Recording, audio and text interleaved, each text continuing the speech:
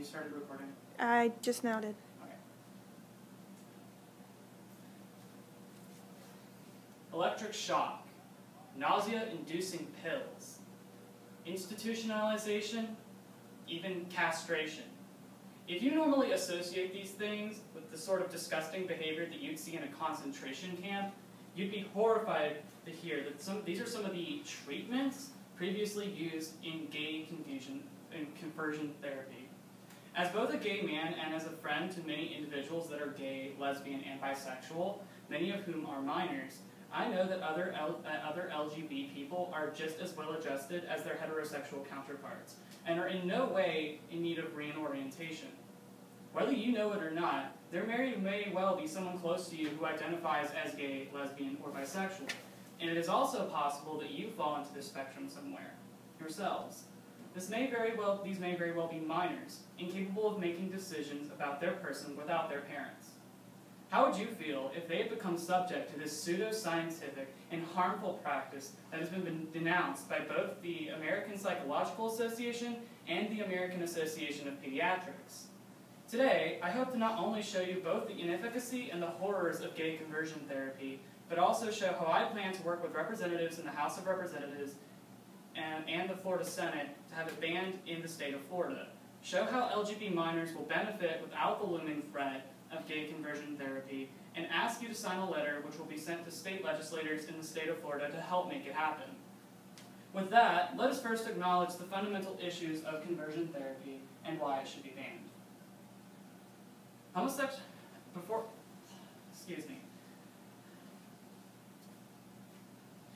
There is no evidence to suggest that conversion therapy is effective in minors, and it has serious psychological consequences for those involved, making it a highly unethical practice.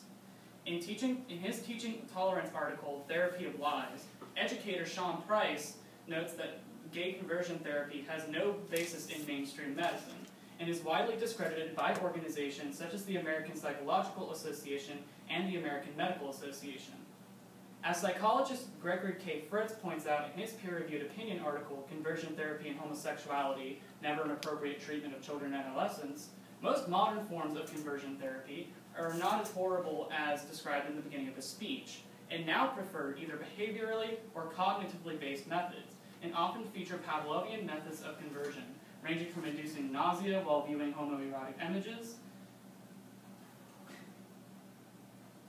individual and group shaming of their sexuality, and psychoanalysis of the supposed root of their homosexuality. While the latter is more closely in line with modern psychological methods, the main issue with conversion therapy comes into light when you consider that homosexuality has not been considered a mental illness for over 40 years, as brought up by University of Washington professor Douglas C. Haldeman in Gay Rights, Patient Rights, The Implications of Sexual Orientation Conversion Therapy. As a result, many adolescents who participate in gay conversion therapy experience anxiety, depression, and other forms of psychological distress, including suicidal tendencies. Price details the story of an anonymous young man that endured being told that he would burn in hell by his counselors from the time he was 14 until he was 20. Chris Weller and Elijah Wolfson describe the tale of Matthew Shirka, who, after experiencing gay conversion therapy for 3 years, experienced depression and anxiety in their article, Never Scared Straight.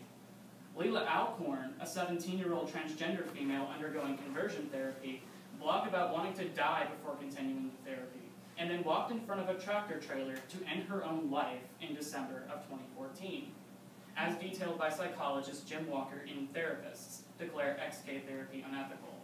With all of this evidence from well-credentialed professionals and a testimony of actual victims of this therapy, we can see that there's an obvious need for change. Let's look at the ways at how we can make that change. We can make a difference in the lives of LGBT minors across the state by informing ourselves well enough to argue against conversion therapy and by collaborating with state legislation to achieve a statewide ban. Price very correctly states that the best way to combat conversion therapy is being able to argue our case and stick to our guns about the issue. When someone says that they have testimonials claiming gay conversion therapy works, I'll retort that testimonials aren't scientific evidence. When someone says that I'm biased towards ex-gays, I'll point out that there's no evidence to support the efficacy of gay conversion therapy. When someone says that no one knows the true origin of human sexuality, I'll point out that that is exactly why gay conversion therapy shouldn't exist in the first place. I also plan on submitting letters to state my case to my representatives in the state legislature, including Elizabeth Porter, State Representative of District 10, and State Senator Rob Bradley, and proposing bills to end this unethical practice to them. I also plan on contacting my personal friend Ramon Alexander, another state representative, to assist me in getting the bill some traction amongst members of the state house. If I have sold you on my reasons to ban it, I implore all of you to contact your state legislators as well. The movement will only be successful if we work together. Where conversion therapy has caused crippling mental disorder and distress, banning conversion therapy will provide a beacon of hope and a sort of confidence for LGBT students, as well as helping in a social sense by sending the message that being LGBT is nothing that can or should be changed. Without the looming threat of conversion therapy constantly hanging over their heads, LGBTs can be confident in an integral part of their existence, which I believe to be a huge part in that person's success. Oh, excuse me, I forgot to make this up. Where conversion therapy has caused crippling mental... Without conversion therapy to turn to, unhappy parents of LGBT minors will be more likely to accept their sons and daughters as they are, strengthening families across the state.